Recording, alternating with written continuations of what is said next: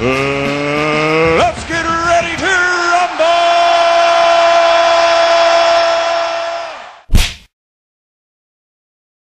Froch retires from boxing. He won 33 fights out of 35, 24 victories by KO or knockout, stoppage, or whatever you want to say.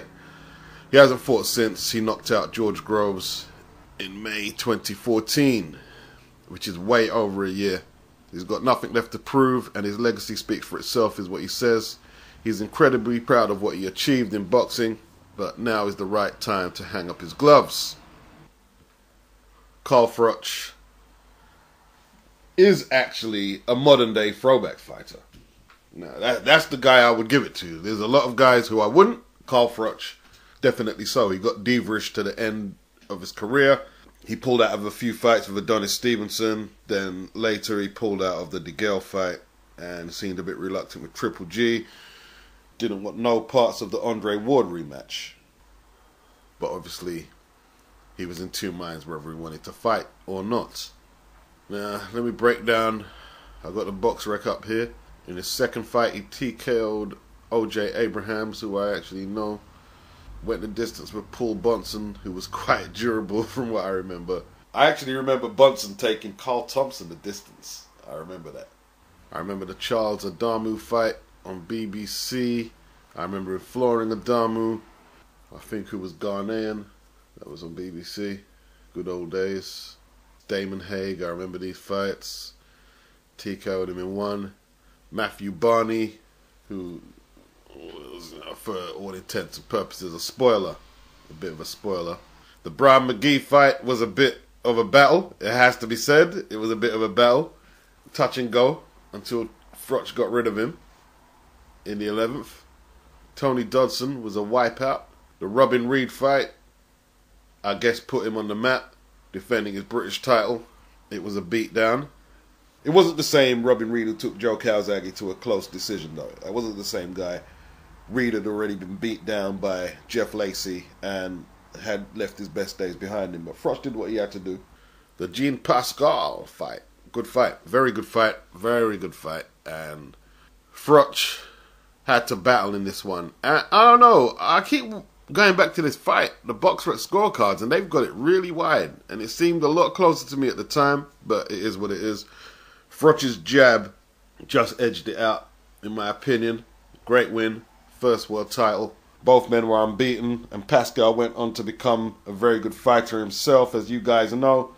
Two unbeaten prospects who put it all on the line. Great fight, great win for Froch. The Jermaine Taylor battle was very good.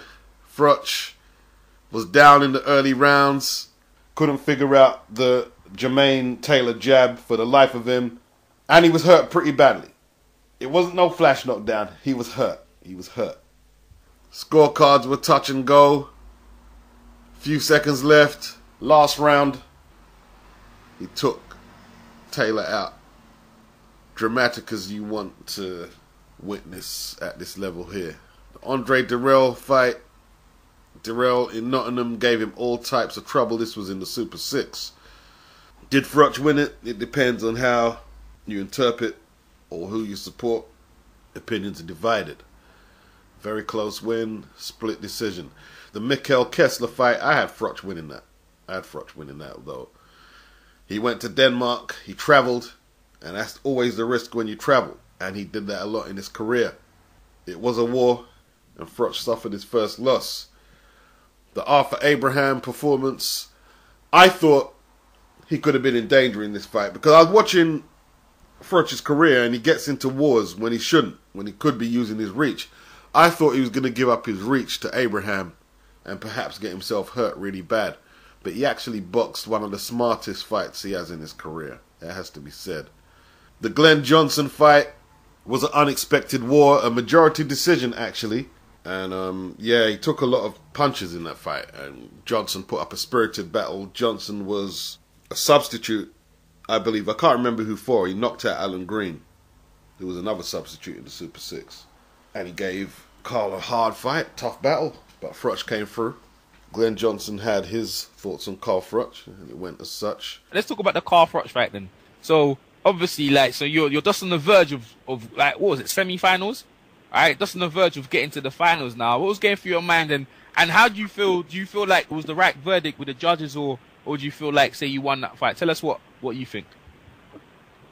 Yeah, because first fight was a close fight.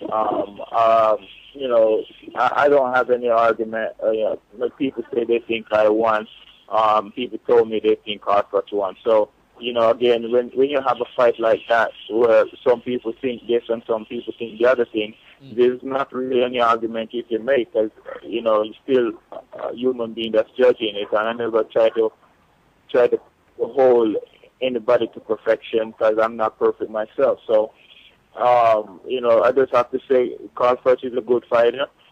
We fought, you know, and he got the victory, and I have a lot of respect for his talent. He's a rough and tumble guy, kind of similar to what I do. He just lacks defense, and I think that's going to be his downfall. The lack of defense that he don't box with. Even if he's successful financially, I think he will pay as he get older, and taking the punishment he take over his career can't do good for him on the mental part. So, you know, that would be my only thing. But as far as his talent to fight and win, I think he's great. I think he's gonna be successful with that. Then the Andre Ward fight, the only fight in my opinion that he's really lost in his career, is this one here. Comprehensively outfought, outsped, beaten to the punch, and that was the Super 6 final. Great win for Andre Ward, not so good for Froch. Everybody wondered what ambition Froch had left, and in his next fight, 6 months later, he destroyed Lucien Boutte, as I predicted. I didn't predict him to destroy him, I predicted Froch to win. He destroyed Lucien Boutte, absolutely destroyed Boutte. Maybe his greatest performance. Boutte was unbeaten, I believe. Was quite an accomplished big super middleweight, and Froch was the underdog from what I remember, and he landed some big bombs early. He intimidated Boutte, got up in Boutte's face. His body language was very powerful. He pinned Boutte on the ropes for long periods and fired away, crashing big shots. Body, head, roughed up Boutte. In the 5th round, onslaught continued. Boutte buckled. Eddie Hearn mistakenly jumped in the ring, celebrating, over-exuberant. He realized that he could have got Froch disqualified, and he jumped out quickly. The whole of Nottingham went crazy. Massive win. Good fight. Really good fight. Good victory, you know. And fights like this is what have kind of cemented his reputation and legacy, has to be said. He went for it. He really went for it, you know. After the euphoria of that, you know, I think he needed to slow down the tempo. Yusuf Mack, if he didn't have such a hard schedule beforehand or resume, this would have been totally unacceptable. It really would have done. It has to be said. And he predictably took Mack out in 3 rounds. Nothing really to talk about there. He got revenge over Mikkel Kessler in London, where both men were alarmingly open from what I remember to some big shots. But it was exciting. Typical Froch fight. Mikkel Kessler and Froch, great dance partners.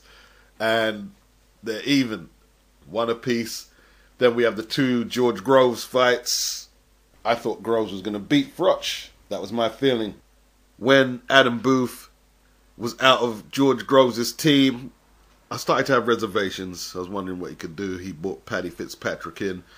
And Groves started off like a master boxer, it has to say. He caught Froch with a big right to the head. Froch went down. The bell rang at a convenient time for Froch. Groves couldn't finish it, but he was dominating. Lost his way in the 9th. Didn't know how to defend.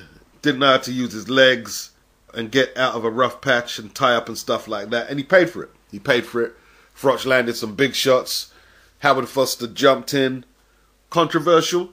Yes, a little controversial. Yes, it was. And Howard Foster has never lived it down. He has a reputation as an incompetent referee, and that has solidified that. Great occasion, great fight, controversial ending. Big sections of the press are calling for a rematch. And we get the rematch at Wembley. 80,000, sold out crowd.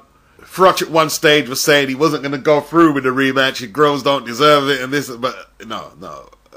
He couldn't take the heat that was coming at him. He knew he had to respond in kind. A lot of people didn't think he won that fairly or squarely. He was getting dominated, and there's an argument that Howard Foster bailed him out. So the rematch, 80,000 at Wembley, big, massive occasion. James DeGale was on the card. He performed very well. A lot of people thought Groves could actually finish the job that he left incomplete last time out, but it wasn't to be. It wasn't to be. I thought Groves was winning the fight, actually. I thought it was very close. A lot of people had Froch up, though. He definitely boxed a lot better in this fight than the other one, though. We get to the 8th round, and a big haymaker right hand landed on Groves' chin. His left leg buckled in, man, like origami. Buckled and folded in. And Groves was finished. He was done. He was done. He was done. He was done. It was all over. It was as conclusive a KO. Well, it was a TKO. The referee waved it off. But for all intents and purposes, that was a KO. Groves was done. And Froch this time put the result beyond any speculation, controversy, or doubt. And that is Carl Froch's last fight. He'll retire with his wife Rachel and his kids. And we'll see him in the commentary or the punditry arena around the Sky Sports setup. That's where we'll see him. He has enough money to pick and choose what he wants to do with his life. And he's still young. He's still a young man. 37, 38. He's around 37 or 38 years of age now. It's a young dude. He's a young dude. Doesn't look like the punishment he's took has affected his motor skills none too bad. All fighters take a little away with them, though. A little damage away. But he seems sound. He seems coherent, lucid, sharp. And he goes down as a UK legend. A throwback fighter. A British throwback fighter. Carl Froch, credit due. A little bit divish at the end with his decisions. But there you go. But then again, Joe Calzaghe did the same thing to him at the tail end of Joe's career. And he just did it back to some of the up-and-coming contenders and rival champions himself. I actually met Carl a few times, as some of you would probably know, around where I live. I think Rachel was probably living in the Manor at the time. And I spoke to him a few times. We spoke about the Calzaghe fight. He reckons if he caught Calzaghe clean, he could end it in a couple of rounds, and he was very confident he could win. Nice guy. Very straight to the point. No beating about the bush. Looks you straight in the eye. Obviously, right now, he couldn't walk so anonymously through the neighborhood like that. You know, he'd get mobbed. He'd get mobbed. This was before the Pascal fight. And yeah, I thought I'd spend a few minutes and look back at the career. He'll probably return like most fighters do, and all this would have been meaningless. But for now, happy retirement to the Cobra. Peace.